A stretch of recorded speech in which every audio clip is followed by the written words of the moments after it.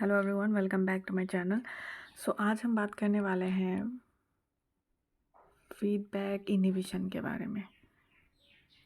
ठीक है, feedback inhibition, तो ये जो पर्टिकुलर टॉपिक है ये आपको कई जगहों पे मिल जाएगी, लेकिन primarily it's important in the case of enzymes. ये आपको ग्लाइकोलाइसिस या फिर बहुत सारे मेटाबॉलिज्म में भी आपको मिल जाएगी, और ये टॉपिक एंजाइम से ज़्यादा बिलोंग करती है। तो अब हम ये क्या करेंगे, एंजाइम जो कैटालाइसिस के अंदर है उसे हम ये टॉपिक पढ़ेंगे, और ये बायोकेमिस्ट्री का एक इम्पॉर्टेंट यूनिट माना जाता है एंजाइम्स। ठीक है, एंजाइम्स एक इम्पॉर्टेंट पार्ट माना जाता है। So what is feedback inhibition? Feedback inhibition, when we say about inhibition, that means something is being inhibited मतलब उसे रोका गया है, उसे प्रॉपर फंक्शन होने से रोका गया है, that is inhibition, राइट। और एक और चीज़ हमें हमेशा से पता थी, मतलब ये बेसिक चीज़ है, ये आपको जानने की भी ज़रूरत है, आपको हेल्पफुल रहेगी कि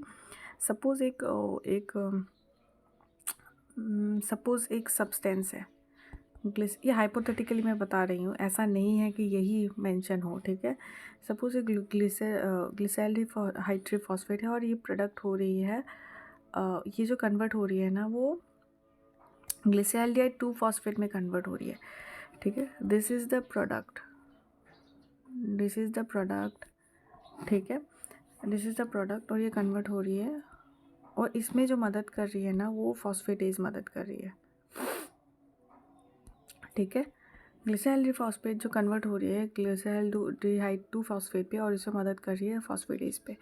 तो अब हमारा क्वेश्चन ये हो जाता है कि ये जो ग्लिसरॉल्डिहाइड 3 फॉस्फेट है ना, इसका इनहिबिटर कौन है? इसका नेगेटिव इनहिबिटर कौन है? नेगेटिव इनहिबिटर मतलब इसको इनहिबिट कौन करता है? तो देखिए, इनहिबिशन लिखा हुआ है तो ऑब्वियसली नेगेटिव ही होगा। सो जब ऐसा केस होता है ना, सो इसका जो इनहिबिशन होगा ना, तो वो कौन करेगा? प्रोडक्ट करता है।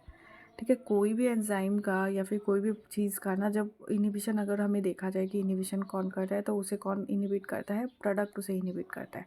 सो इस केस में हमारा क्या है? This is the reactant.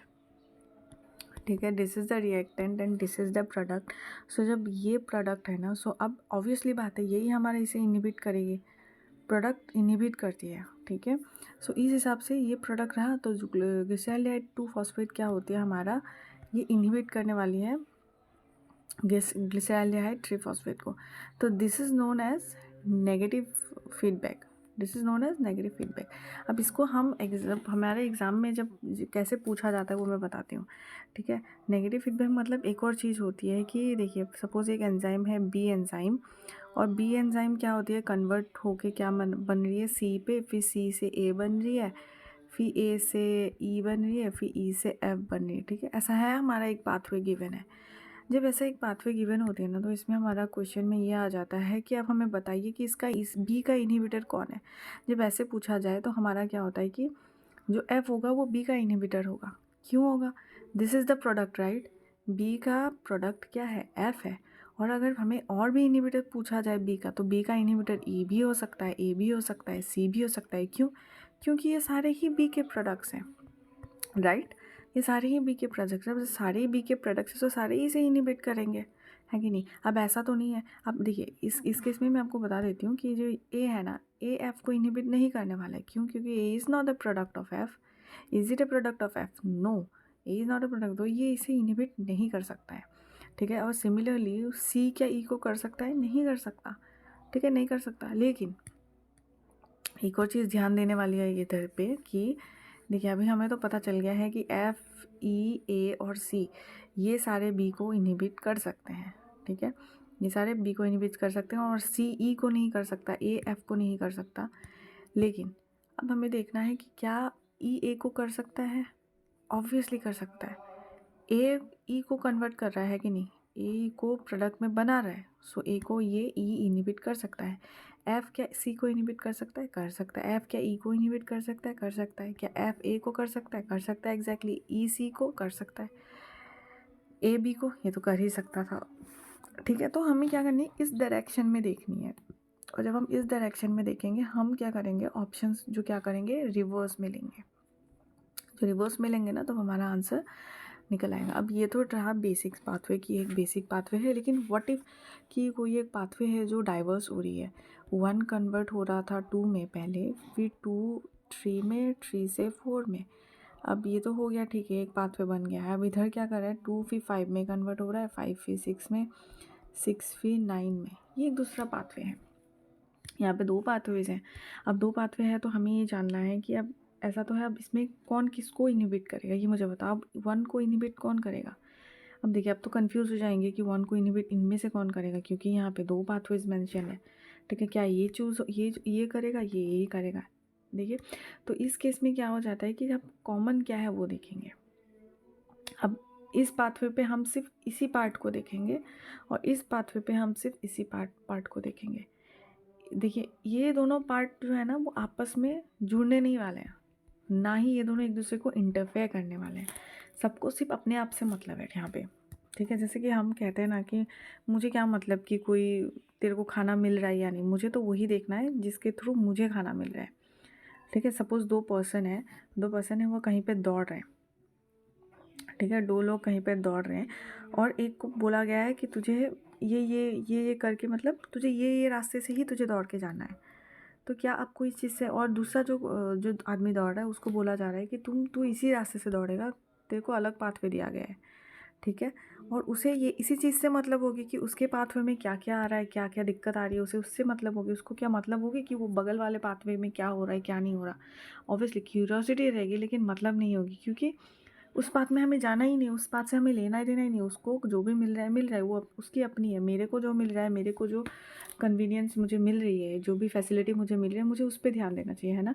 So exactly इस केस में भी यही हो जाता है। देखिए, ये पाथवे सपोज मैंने 1 ए मान लिया, अगर ये पाथवे और ये पाथवे मैंने बी मान ली, तो ए को सिर्फ उससे रिलेटेड पाथवे से मतलब होगा। डैट मीन्स 1 2 3 4 से मतलब होगा, और बी को सिर्फ इसी से मतलब होगा।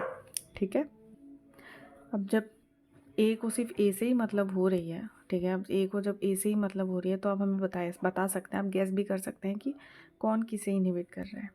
ठीक है, और मेक श्योर करें कि ए और बी जो पाथवे है ये एक दूसरे को इंटरफेयर नहीं करते हैं।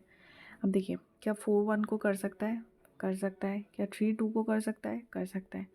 क्या इनहिबिट कर सकता है? हाँ, ऑब्वियसली कर सकता है, क्योंकि this is the reactant and all these are products. ये भी प्रोडक्ट है, ये भी प्रोडक्ट है, ये भी प्रोडक्ट है, ये भी प्रोडक्ट है, ये भी प्रोडक्ट, ये भी प्रोडक्ट है। और इस प्रोडक्ट के लिए ये रिएक्टेंट्स हो जाते हैं, ये रिएक्टेंट्स हो जाते हैं, ये रिएक्टेंट्स हो जाते हैं, मतलब सब आपस में रिलेटेड है। ठीक है, अब जब ऐसा है, अब देखिए, यहाँ हमें पता चल गई है कि क्या 3 इनहिबिट्स कर सकता है 2 को, और 4 इनहिबिट कर सकता है 1 को। जब ऐसा सीन बन रहा है तो आप मुझे बता सकते हैं कि अब क्या 2 इनहिबिट करेगा 3 को? नहीं करेगा, क्योंकि ये रिएक्टेंट है, ये प्रोडक्ट है, कैसे इनहिबिट करेगा भाई? नहीं करेगा। जब 4 1 को इनहिबिट कर रहा है, 3 2 को इनहिबिट कर रहा है, और मेक श्योर करे कि 2 भी 1 को इनहिबिट करेगा, क्योंकि 2 1 का प्रोडक्ट है। ठीक है, अब ये तो हो गया इस पाथवे के लिए, हमने समझ ली। अब हम क्या करेंगे, हम दूसरे पाथवे के लिए देखेंगे, जो पाथवे बी है ना उसके लिए देखेंगे। क्या 9 2 को इनहिबिट कर रहा है? ऑफ कोर्स करेगा। क्या 6 1 को इनहिबिट करेगा? करेगा। क्या 5 1 को करेगा? करेगा। क्या 5 2 को करेगा? करेगा। क्या 6 2 को करेगा? करेगा। 9 2 को करेगा, ऑब्वियसली करेगा। ठीक है, तो इससे हमें समझ आ गई कि क्या हो रहा है यहाँ पे सीन। मतलब 1 को इनहिबिट करने वाला 4 भी है, 9 भी है। 1 को इनहिबिट करने वाला 3 भी है, 6 भी है। 1 को इनहिबिट करने वाला 2 भी है, 5 भी है। सो ऐसे बन जाता है हमारा पाथवे का ये सीन। ठीक है, लेकिन मैंने आपको फिर से एक बार कह देती हूँ कि इसमें हमें एक बहुत ही इंपॉर्टेंट पॉइंट है, ये बात तो बेसिक्स है, ये आप ऐसे ही समझेंगे, ये सिंपल सी चीज़ है।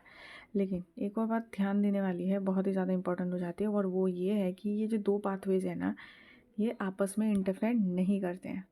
आपस में इंटरफेयर नहीं करते, दैट मीन्स 9 2 को इंटरफेयर नहीं करेगा, इनहिबिट नहीं करेगा। 6 4 को इनहिबिट नहीं करेगा। 5 4 को इनहिबिट नहीं करेगा। ना 9 2 और 3 के स्टेप को इनहिबिट करेगा। ना 3 6 और 5 के बीच में करेगा, ना 4 इसमें करेगा। कोई एक दूसरे से उनको मतलब नहीं है, उनको सिर्फ अपना जो लीनिएज है ना उससे मतलब है। ठीक है, उनका जो अपना जो लीनिएज है उससे मतलब है। ये देखिए, ठीक है, सो यही हो जाता है हमारा क्या, नेगेटिव फीडबैक। अब इसे ना क्वेश्चन में आपको एग्जाम में क्या करता है, कंसंट्रेट नेगेटिव फीडबैक मैकेनिज्म बोल के इसे ये क्वेश्चन आ जाएगा, ठीक है। So when we talk about negative feedback, that means कि वो इनहिबिट कर रहा है, और इनहिबिट कौन करता है? प्रोडक्ट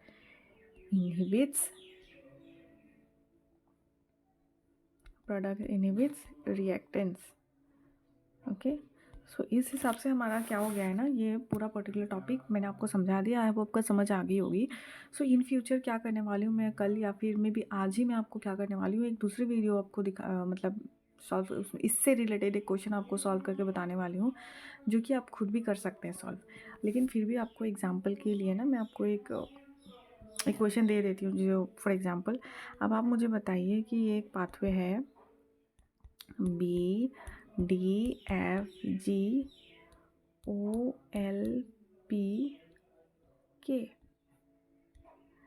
MMNSY, ठीक है। अब मुझे बताइए कि ये जो B, D और F या फिर O को कौन कौन इनहिबिट कर सकता है, N को कौन कौन इनहिबिट कर सकता है, ठीक है। आप थोड़ा वीडियो को पॉज करके भी आप ये क्वेश्चन सॉल्व कर सकते हैं, ठीक है, खुद ही। लेकिन अगर आपको समझ नहीं आ रही तो मैं आपको बता देती हूँ कि देखिए, O का प्रोडक्ट क्या है? K है। O का प्रोडक्ट क्या है? K है। सो K किसको इनहिबिट कर सकता है? O को कर सकता है। L O को कर सकता है, P O को कर सकता है, K F को भी कर सकता है, K G को भी कर सकता है, K B को भी कर सकता है, P भी इन तीनों को कर सकते हैं, ठीक है। सेम कंडीशन, N को कौन इनहिबिट कर सकता है? N को सिर्फ Y और S ही इनहिबिट कर सकते हैं, N को कोई और इनहिबिट नहीं कर सकता, ठीक है। और अब जब N को इनहिबिट कोई और नहीं कर सकता तो N क्या करेगा? F को इनहिबिट कर सकता है, N D को, N B को, N M को, N G को भी कर सकता है, ठीक है। सो ये रहा हमारा जो है ना ये पर्टिकुलर टॉपिक। आई होप आपको समझ आ गई, अगर आपने ये क्वेश्चन सॉल्व कर लिया है तो। और मैं नेक्स्ट में आपको मैं एक क्वेश्चन करके बताने वाली हूँ। सो आई होप आपको वीडियो समझ आ गई होगी। Thank you so much for watching guys, have a nice day.